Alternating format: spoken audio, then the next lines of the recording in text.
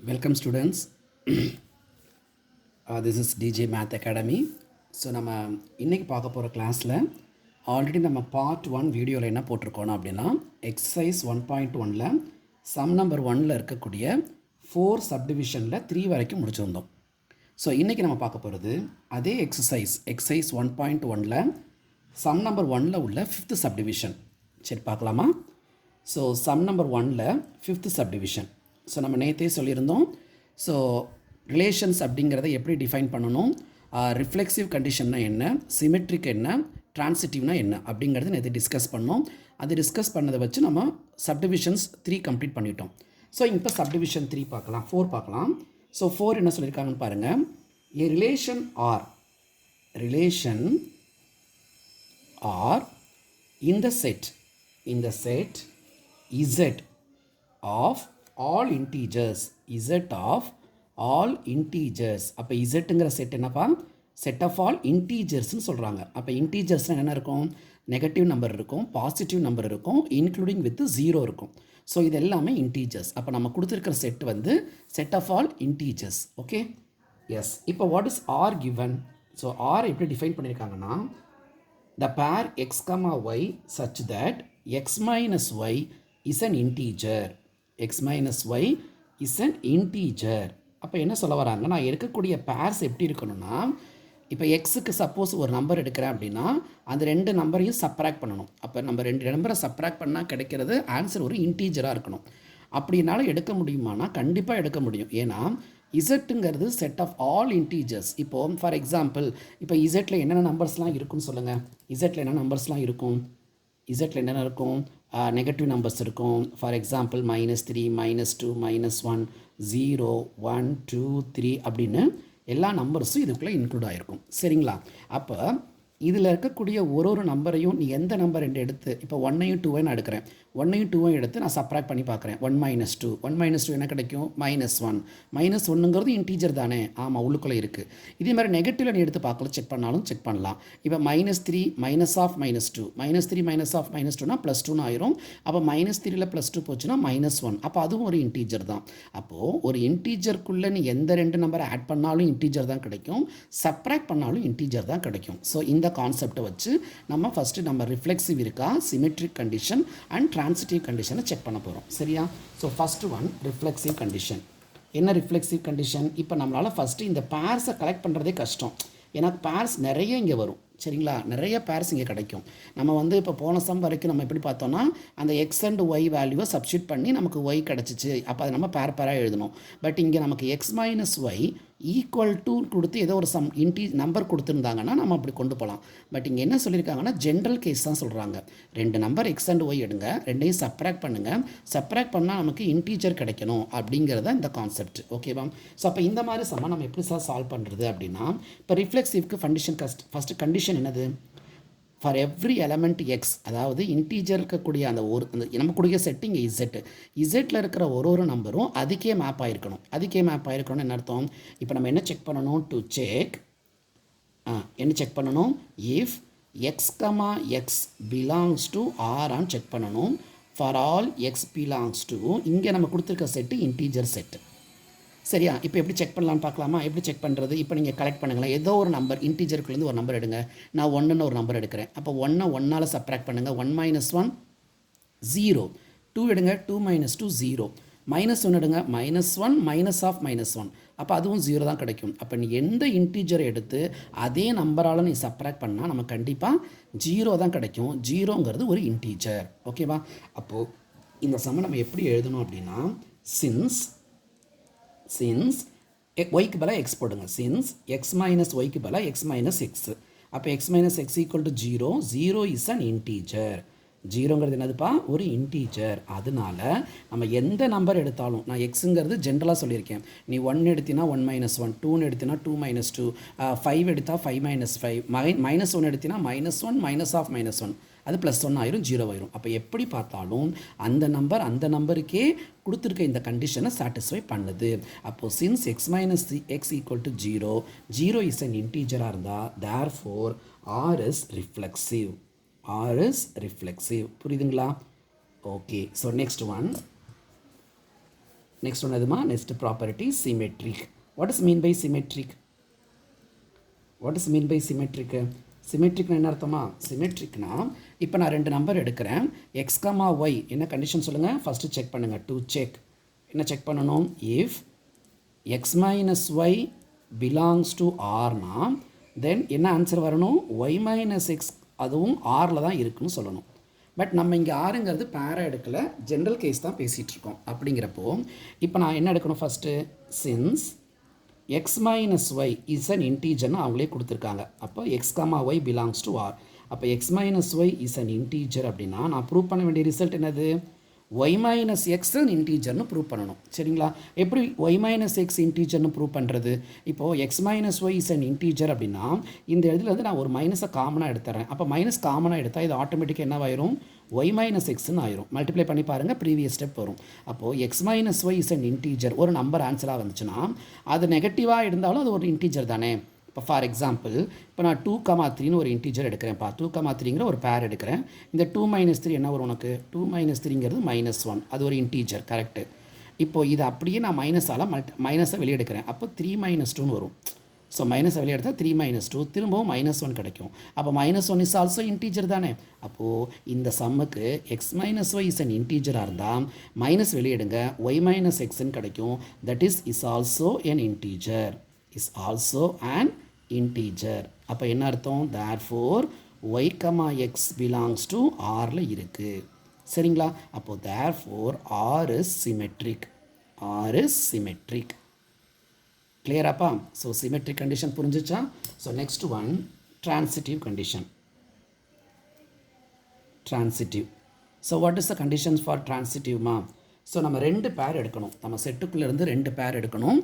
அப்போ what is check பண்ண போகிறோங்க சொல்லுங்கள். To check if x comma y belongs to R and y comma z belongs to ஆராக இருந்தால் என்ன ஆன்சர் வரணும்? Then x comma z belongs to ஆர்னு கிடைக்கணும். இந்த கண்டிஷனை தான் நம்ம செக் பண்ண போகிறோம். சரிங்களா? ஸோ இந்த கண்டிஷன் எப்படி செக் பண்ணலான்னு பார்க்கலாம். சரி, ஓகே. இப்போ ஃபஸ்ட் என்ன பண்ணுறோம்? X comma y belongs to R.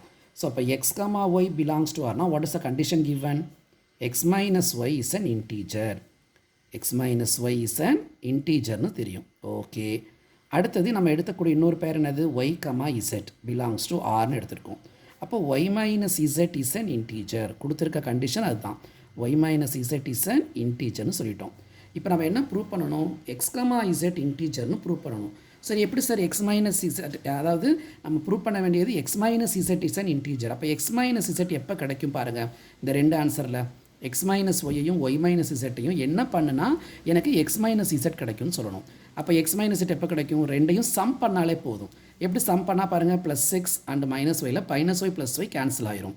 அப்போது therefore their sum, இது ரெண்டையும் சம் பண்ண போகிறேன். ஸோ their sum அப்படின்றது என்னது? X minus y plus y minus z. அப்படி எடுத்தோம்னா +y -y getting cancel, we get x minus z. அப்போது எக்ஸ் மைனஸ் இசட்டும் இஸ் ஆல்சோ என் இன்டீஜர். அப்போ கண்டிப்பாக கிடைக்கிற ஆன்சரும் ஒரு இன்டீஜராக தான் இருக்கும். அப்போது therefore x comma z belongs to R. அப்போ கண்டிஷன் சாட்டிஸ்ஃபை ஆகுது. therefore R is transitive. Is கிளியராப்பா? ஸோ இது உங்களுக்கு புரியும் நான் நம்புகிறேன். ஸோ அப்போ இந்த கண்டிஷன்ஸ் இந்த சம பொறுத்த வரைக்கும் நமக்கு எல்லாமே ஜென்ரல் கேஸில் தான் பேசிகிட்டு இருக்கோம். ஓகேங்களா? Yes. So next some.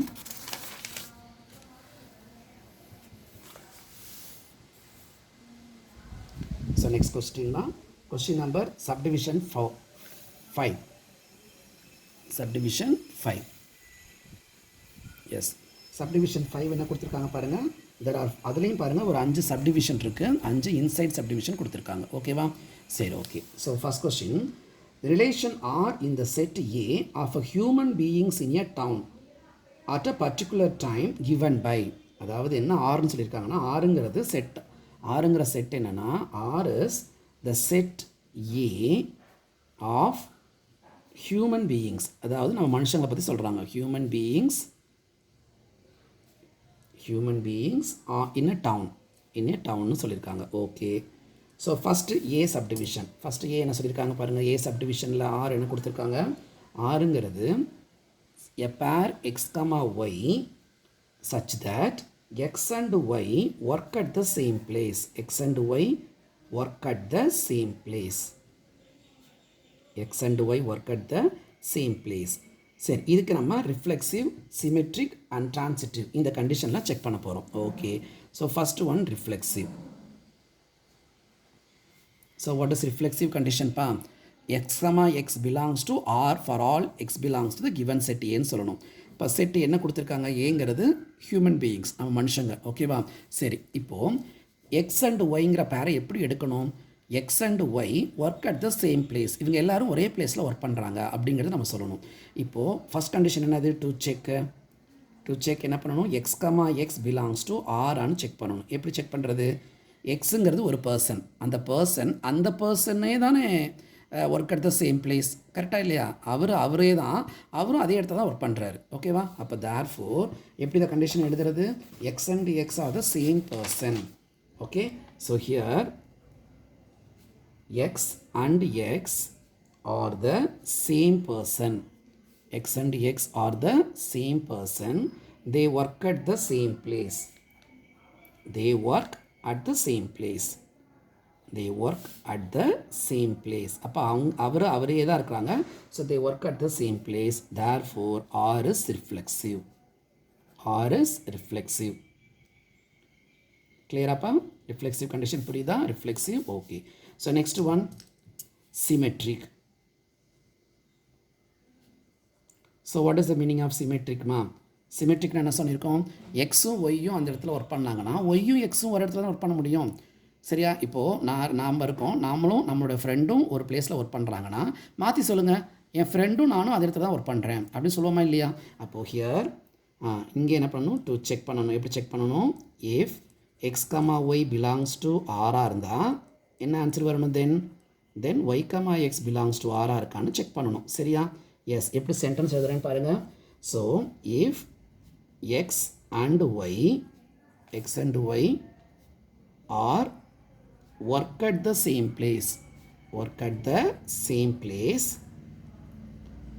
Same பிளேஸ்னா தென் இப்போது எக்ஸும் ஒய்யும் ஒரே இடத்துல ஒர்க் பண்ணுறாங்க அப்படின்னா மாற்றி சொல்லலாம். தென் y and x are also work at the same place. அப்படின்னு சொல்லாமா இல்லையா? work at the same place. ஓகேவா? So therefore R is symmetric. What is mean by R is symmetric அப்படின்னு முடிஞ்சிருச்சு. ஓகேவா? கிளியராக புரியுதுங்களா? So next one transitive.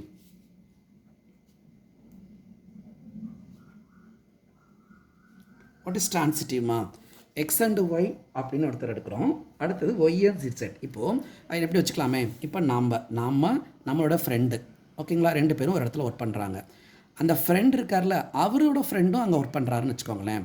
சரியா? இப்போது நானும் என் ஃப்ரெண்டும் ஒர்க் பண்ணுறோம், ஃப்ரெண்டும் அவரோட ஃப்ரெண்டும் ஒர்க் பண்ணுறாங்க அப்படின்னா நானும் அவரோட ஃப்ரெண்டும் அதே இடத்துல தானே ஒர்க் பண்ணுறோம். புரிஞ்சுதுங்களா? அப்போ நம்ம என்ன செக் பண்ணணும்? To check. அதனால் செக்குன்னு ஃபஸ்ட்டு எழுதிக்கோங்க. If x comma y belongs to R and y comma z belongs to R இருந்தால் then x comma z belongs to Rனு ப்ரூவ் பண்ணணும். இதானே செக் பண்ணணும். எப்படி செக் பண்ணணும்னு சொல்லுங்கள், சென்டென்ஸ் சொல்லுங்கள். if x and y are work at the same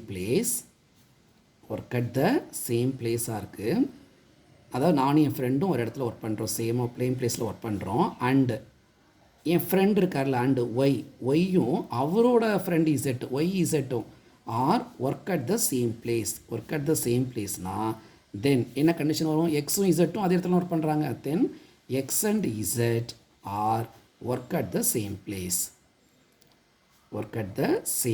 கிளியராக புரியுதுங்களாப்பா? எஸ். அப்போ நமக்கு அந்த கண்டிஷன் சாட்டிஸ்ஃபை ஆகிடுச்சு. அப்போ therefore R is transitive. That's all. Okay. Yes. இப்போ நம்ம இந்த 3 கண்டிஷனையும் செக் பண்ணியாச்சு. ஸோ நெக்ஸ்ட் சப்டிவிஷன் பி இருக்குது. என்ன சப்டிவிஷன் பி பாருங்கள். R is the relation X comma Y, X and Y are live in the same locality. என்ன மீனிங்ப்பா? ரெண்டு பேரும் ஒரே பிளேஸில் ஒர்க் பண்ணுறாங்க போன சம்பளம் சொன்னோம். இங்கே 2 பேரும் ஒரே லொக்கேஷனில் இருக்காங்கன்னு சொல்லணும். ஒரே லொக்கேஷனில் இருக்காங்க நம்ம ப்ரூவ் பண்ணணும். சரியா? ரெண்டும் ஒரே மீனிங் தாங்க. சேம் பிளேஸு, இங்கே சேம் லொக்காலிட்டி, அவ்வளோதான்ப்பா. ஸோ இதே மாதிரி நம்ம ஒரே மாதிரி சேம் பிளேஸுங்கிறத இடத்த தூக்கிட்டு சேம் லொக்காலிட்டின்னு போட்டால் சம் முடிஞ்சிருச்சு. இது உங்களுக்கு கிளியராக பாருங்கள். இதுதான் நம்ம சொல்கிறோம். So first condition reflexive. What is reflexive? First to check x, x belongs to R. ஓகேவா? x, x belongs to R. Okay. எப்படி x, x belongs to R பா? சொல்லுங்கள். இப்போ எக்ஸுங்கிறது ஒரு பர்சன், அந்த பர்சன் அது 2 பேரும் ஒன்று தான், ஒருத்தரும் அதே சேம் லொக்கேஷனில் தான் இருக்க முடியும். ஓகேவா? ஸோ அப்போ here x and x are the same person. x and x are the same person. They work at the same place. இங்கே they live in the same locality. Work கிடையாது. So they live in the same locality. ஓகேங்களா? So therefore R is reflexive. கிளியருங்களா? Yes. இப்போ அடுத்தது symmetric.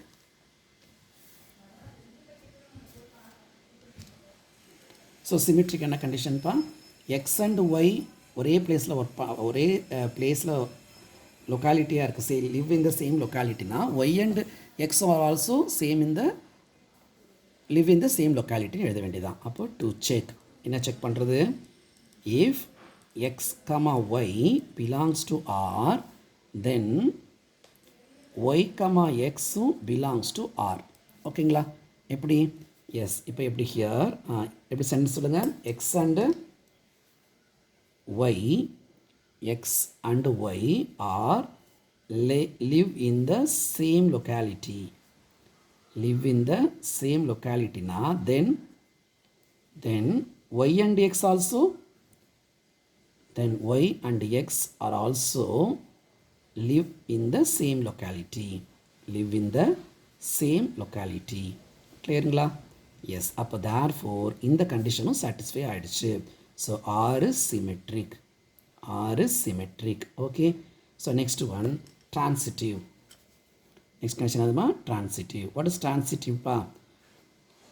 நம்ம எடுக்கிற பேரை 2 பேராக எடுக்கணும். எப்படி செக் பண்ணணும் சொல்லுங்கள். To check x, y belongs to R, y, z belongs to Rனா, தென் என்ன வரணும்? x, z belongs to Rனு ப்ரூவ் பண்ணணும். x, z வந்து belongs to Rனு ப்ரூவ் பண்ணணும். ஓகே. எப்படி ப்ரூவ் பண்ணுறது? இப்போது எக்ஸ் அண்டு ஒய் 2 பேர் இருக்காங்க. நம்ம சொன்ன மாதிரி தான். நானும் என்னோடய ஃப்ரெண்டு, நாங்கள் 2 பேரும் ஒரே பிளேஸில் தான் வாழ்ந்துக்கிட்டு இருக்கோம். அப்போது என் ஃப்ரெண்டும் அவரோட ஃப்ரெண்டும் அவரும் ஒரே பிளேஸில் தான் வாழ்ந்துட்டுருக்காருனா, அப்போ நானும் அவரோட ஃப்ரெண்டும் கண்டிப்பாக ஒரே பிளேஸில் தான் வாழ முடியும். அதுதான் சொல்கிறாங்க. சரியா? அப்போ இங்கேயும் அதே தான் எழுத போகிறோம். So here X and Y are live in the same locality. They and y and z, அதாவது என் ஃப்ரெண்டும் நானும் ஒரு இடத்துல வாழ்ந்துட்டு இருக்கோம். என் ஃப்ரெண்டு இன்னொருத்தரும் அவரோட ஃப்ரெண்டுன்னு கூட வச்சுக்கலாம். R live in the same locality அப்படின்னா தென் எக்ஸும் இசட்டும் and x and z, then x and z are also live in the same locality ன்னு முடிச்சிடலாம். கிளியரப்பா? எஸ். அப்போ therefore R is transitive. So இது உங்களுக்கு புரிஞ்சிருக்கும் நம்புகிறேன். எஸ். அப்போ இந்த some over. Okay. So next subdivision பார்க்கலாம். ஸோ நெக்ஸ்ட் சப்டிவிஷன் என்ன கொடுத்துருக்காங்க பாருங்கள். C question. இந்த ரிஃப்ளெக்ஸிவ் அதாவது ஆர் கண்டிஷன் கொடுத்துருக்காங்க. Relation X is exactly 7 centimetre taller than y. So taller than y என்ன அர்த்தம் இதுக்கு? அதாவது எக்ஸு ஒய் 2 பேர் இருக்காங்க. அந்த 2 பேரில் யாரை விட டாலராக இருக்காங்க? X is exactly 7 centimetre dollar. யாரை கம்பேர் பண்ணுறப்ப? ஒய்யை கம்பேர் பண்ணுறப்ப. அப்போ ஒய் ஷார்ட்டாக இருக்கான்னு அர்த்தம். எக்ஸ் வேறாக இருக்கான், டாலாக இருக்கான். எவ்வளோ டாலாக இருக்கான்? ஒய்யை விட 7 சென்டிமீட்டர் டாலராக இருக்கான். சரிங்களா? ஸோ இப்போ இதுக்கு நம்ம ரிஃப்ளெக்சிவ் சொல்லி ரிஃப்ளெக்சிவ் சொல்லுங்கள் பார்ப்போம் இருக்கான்னு. ரிஃப்ளெக்சிவ் என்ன பார்த்தோம்? ரிஃப்ளெக்சிவ் என்ன அர்த்தம்? So x and x to check என்ன செக் பண்ணணும்? அவனுக்கே டாலாக இருக்க முடியுமா? To check x comma x belongs to ஆர்ன்னு செக் பண்ண போகிறோம். சரியா? அவனுக்கே டாலாக இருக்க முடியுமா? இப்போ நமக்கே எப்படி டாலாக இருக்க முடியும்? தப்பு தானேப்பா. சரி, ஓகே. ஸோ அப்போ தேர்ஃபோர் எப்படி எழுதுனது? சின்ஸ் தேர்ஃபோர் வேணாம். Since X and x R the same person. X and x R the same person. X and x R the same person. Therefore he cannot, he or his, okay, so he cannot taller than himself. புரியுதுங்களா? அவனுக்கே வந்து டாலராக இருக்க முடியாது. therefore r is not reflexive. r is not reflexive. ஓகேங்களா? S. இப்போ next condition symmetric. What is symmetric condition pa? To check if x comma y belongs to R. போல condition எழுதிக்கோங்க. Then y comma x belongs to R. இந்த condition satisfy ஆகுமா? இங்க சொல்லி பாருங்க. First condition என்ன? x comma y belongs to R. அப்போ x comma y belongs to R ன்னு அர்த்தம் x is exactly 7 cm taller than y. சரியா? அப்போ எக்ஸ் தான் உயரமானவன். எவ்வளோ உயரமானவன்? 7 சென்டிமீட்டர் உயரமானவன். யாரை கம்பேர் பண்ணுறப்ப? ஒய்யை கம்பேர் பண்ணுறப்ப. இப்போ ஒய் கமா எக்ஸ் வருமா? ஒய்க்கு என்ன அர்த்தம்? Y is exactly X 7 centimetre dollar தான் எக்ஸ்ன்னு வருமா? வராது. ஏன்னா எக்ஸ் தான் டாலர் பாய், ஒய்ங்கிறவன் ஷார்ட்டராக இருக்கான். அப்போது ரெண்டையும் நம்ம மாற்றி போட்டால் ஆன்சர் வராது. அப்போது இங்கே எப்படி சென்டென்ஸ் எழுதுறது? So if x is exactly 7 centimetre taller than x is 7 centimeter taller than y, but y is not taller than x. y is not taller than x. clear ஆப்பா? ரெண்டையும் கம்பேர் பண்ணுறப்ப யார் இப்போ உயரமானவன்? எக்ஸ் தான் உயரமானவன். அப்போ X தான் உயரமானவன், but ஒய்யை compare பண்ணுறப்ப அப்படி வராதுன்னு சொல்கிறாங்க. அப்போ therefore r is not symmetric. r is not symmetric. புரியுதுங்களாமா? Yes. Next one last condition பா. transitive.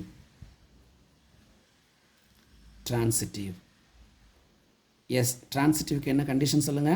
to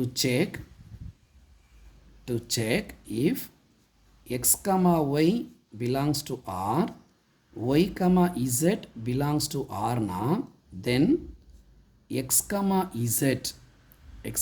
z belongs to rன்னு ப்ரூவ் பண்ணணும். சரிங்களா? இங்கே வருமானு சொல்லுங்கள் நீங்களே. இப்போ எக்ஸுங்கிறவர் யார்? X is exactly 7 centimetre taller than Y.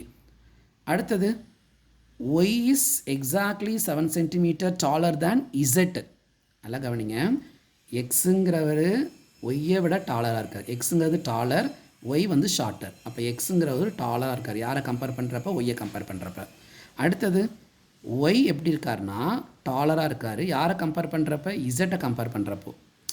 சரிங்களா? எவ்வளோ சென்டிமீட்டர்? எக்ஸ் வந்து 7 சென்டிமீட்டர் டாலர் தேன் ஒய். அது மாதிரி y is 7 centimetre taller than இசட்னா ஃபஸ்ட் கண்டிஷனில் யார் ஷார்ட்டாக இருப்பாங்க? ஒய். ஒய்யை கம்பேர் பண்ணுறப்ப இசட் ஷார்ட்டர். அப்போ எக்ஸையும் இசட்டையும் கம்பேர் பண்ணால் என்ன கிடைக்கும்? 14 சென்டிமீட்டர் டாலர் தேன் எக்ஸாக இருப்பார். X is exactly 14 centimetre taller than Z. புரியுதுங்களா? இவங்க ரெண்டு பேரை கம்பேர் பண்ணுறப்ப எக்ஸ் தான் உயரமானவன். அடுத்து ஒய் இசட் கம்பேர் பண்ணுறப்ப ஒய் 7 சென்டிமீட்டர் டாலர். ஆனால் டோட்டலாக எக்ஸையும் இசட்டையும் கம்பேர் பண்ணால் எக்ஸை எப்படி இருப்பார்னா 14 சென்டிமீட்டர் டாலர் தான் இசட்டாக இருப்பார். அப்போ இங்கே நம்ம எப்படி எழுதணும்னு சொல்லுங்கள் பார்ப்போம். Again if x is taller than 7 centimetre taller than y. First condition அதுதான். X comma y belongs to ஆருக்கு 7 centimetre taller than y. And y comma இசட்க்கு என்ன அர்த்தம்? Y is 7 centimetre taller than z. 7 centimetre taller than z அப்படின்னா but x is not exactly taller than, not exactly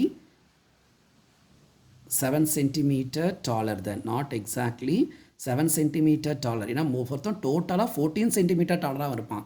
so not exactly 7 centimeter taller than Z. அப்போ therefore R is not a transitive. R is not a transitive. Yes. So கிளியராக புரிஞ்சிருக்கும் நம்புறேன் உங்களுக்கு இந்த some. ஓகேங்களா? So உயரத்தை வச்சு நம்ம சொல்லியிருக்காங்க. Okay, next sum.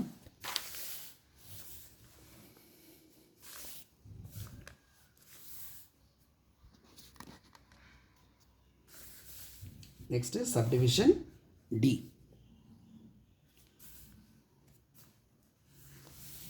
Subdivision D. What is our relation given அப்படின்னா x, y such that x is a wife of yக்கு.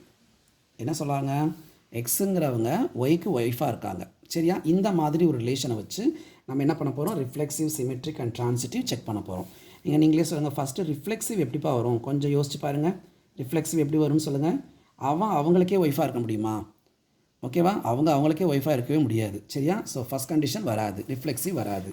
Okay, அப்போ எப்படி எழுதணும்? So to check x comma x belongs to ஆரான்னு செக் பண்ணணும். ஓகேவா? செக் பண்ண முடியுமானா நோ. எப்படி செக் பண்ண முடியாது? சின்ஸ்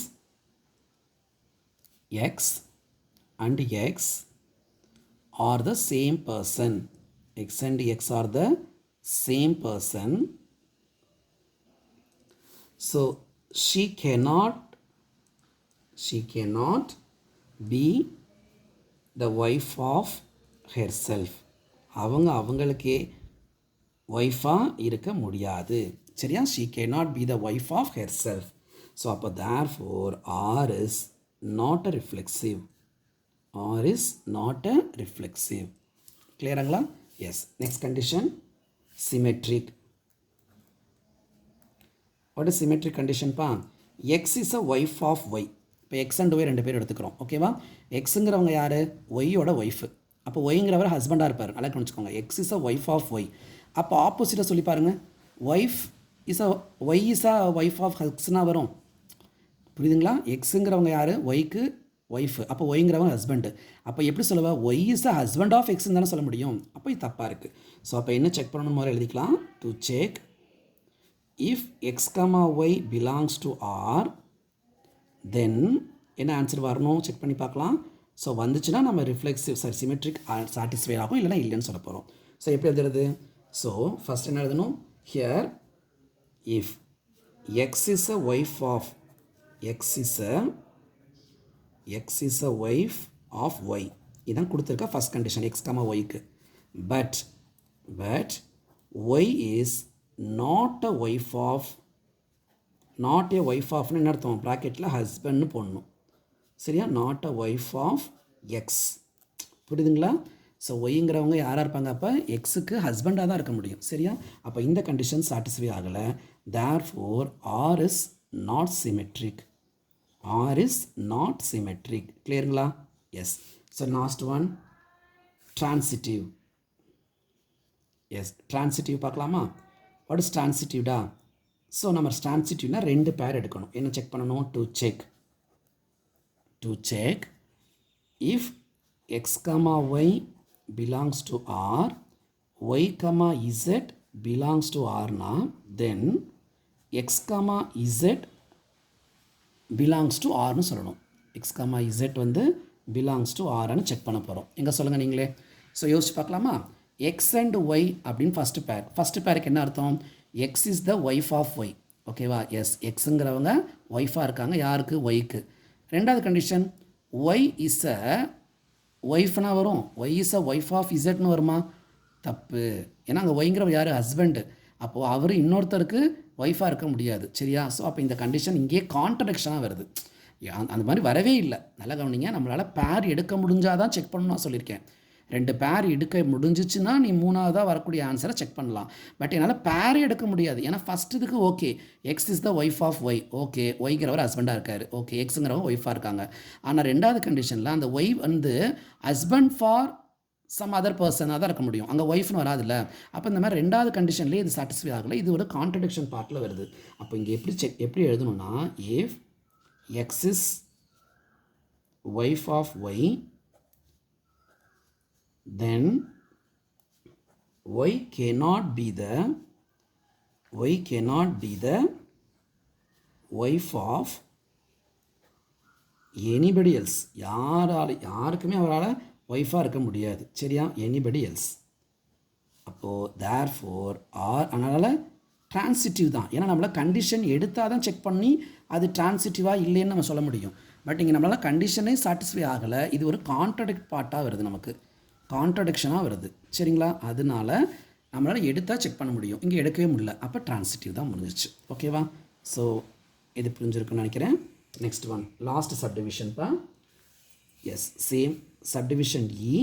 ஆறுங்கிறது என்ன கொடுத்துருக்காங்க பாருங்கள். Set x comma y, relation x comma Y.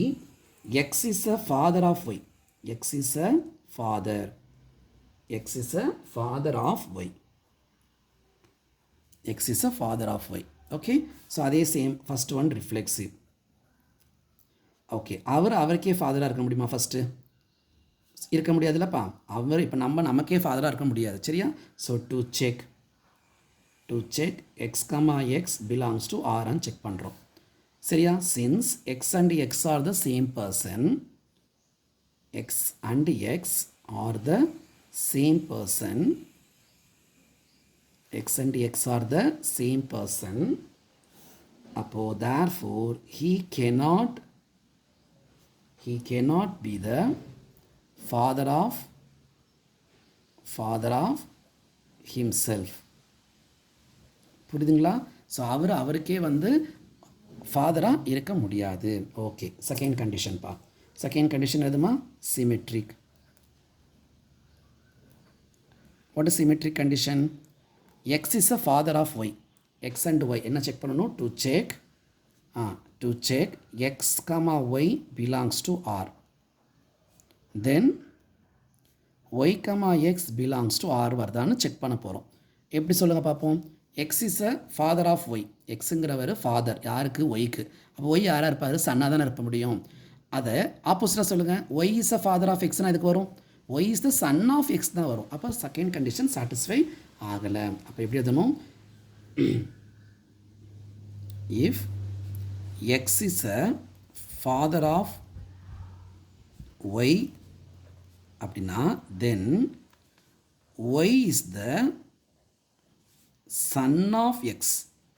கரெக்டுங்களா? அப்போ ஒய்ங்கிறவர் யார்? சன் ஆஃப் எக்ஸாக தான் இருக்க முடியும். அப்போ ஆப்போசிட்டில் வரல. அப்போ therefore R is not symmetric. So இங்கே R is not reflexive. R is not reflexive. First கண்டிஷனுக்கு இங்கே R is not a symmetric. அடுத்தது இப்போ டிரான்சிட்டிவ் கண்டிஷன் செக் பண்ணலாம்.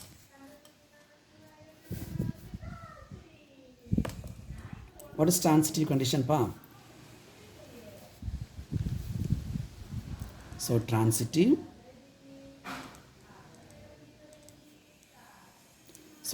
condition என்னது? If x comma y belongs to R, y comma z belongs to R na, then x comma z belongs to R வருதான்னு check பண்ணலாம். என்ன சொல்லுங்க? First x comma y க்கு என்ன அர்த்தம்? X is a father of ஒய்ன்னு அர்த்தம். Okay, அடுத்தது ஒய்ங்கிறவர் is a father of z. நல்லா கவனிங்களேன். எக்ஸுங்கிறவர் யார்? Father of y. ஒய்ங்கிறவர் father of z. X is a father of z வருமா? கொஞ்சம் யோசிங்க பார்ப்போம். இப்போ இப்படி எடுத்துக்கோங்களேன். X comma y belongs to R. எக்ஸுங்கிறவர் ஃபாதர் ஆஃப் ஒய். அப்போது இது தாத்தா. எக்ஸுங்கிறவர் தாத்தா யார்? ஃபாதர் ஆஃப் நம்மளுடைய அப்பாவுக்கு. கரெக்டாக? X is a father of Y. கரெக்டாக வருதா? அடுத்து ஒய் யார்? நம்ம அப்பா. நம்ம அப்பா நமக்கு அப்பா தானே? எஸ், ஓகேவா? அப்போது தாத்தாவுக்கு பையன் நம்ம அப்பாவுக்கு பையன் நம்ம. கரெக்டாக? அப்போது எக்ஸ் இஸ் கமா இசட் அப்படின்னு என்ன அர்த்தம்? எக்ஸ் யார்? தாத்தா. இசட் யார்? நாம். ஓகேவா? அப்போ எக்ஸ் இஸ் ஃபாதர் ஆஃப் இசட்டா? X is a grandfather of இசட்டா? கிராண்ட் ஃபாதர் தானே வர முடியும். புரியுதா நான் சொல்கிறது? ஓகே, அப்போ எப்படி எழுத போகிறோம்? எக்ஸ் எழுத போகிறோம் பாருங்கள். X is a father of Y. X is the father of Y. Okay, and Y is the father of Z. Y is a father of Z. அதாவது எக்ஸ் யார் கிராண்ட் ஃபாதராக இருப்பார். கிராண்ட் ஃபாதர் வந்து நம்ம அப்பாவுக்கு அப்பாவாக இருப்பார். ஓகே. அடுத்து ஒய் யார் நம்மளோட அப்பா, நமக்கு அப்பா தானே அவர். இசட் நம்மளை எடுத்துக்கிறோம். அப்போ y is the father of இசட்டாக இருந்தால் then x is not a father of z. Not a ஃபாதர்னால் என்ன இருப்பாங்க, கிராண்ட் ஃபாதராக தான் இருக்க முடியும். X is not a father, that is a கிராண்ட் ஃபாதர்னு வரணும். ஓகேவா, ஆஃப் இசட். அப்போது தேர்ட் கண்டிஷன் சாட்டிஸ்ஃபை ஆகலை. Therefore R is not transitive. So not a transitive condition. Okay. So now இந்த சம்ஸ்லாம் உங்களுக்கு புரிஞ்சிருக்குன்னு நான் நம்புகிறேன். உங்களுக்கு எதாவது டவுட் இருந்தால் கமெண்ட்ஸில் போடுங்க. இந்த வீடியோ பிடிச்சிருந்தா லைக் அண்ட் ஷேர் பண்ணுங்கள், சப்ஸ்கிரைப் பண்ணுங்கள். Thank you students. ஸோ நெக்ஸ்ட்டு நம்ம அடுத்த வீடியோவில் நம்மளுடைய அடுத்த சம்ஸ் பார்க்கலாம். தேங்க்யூ.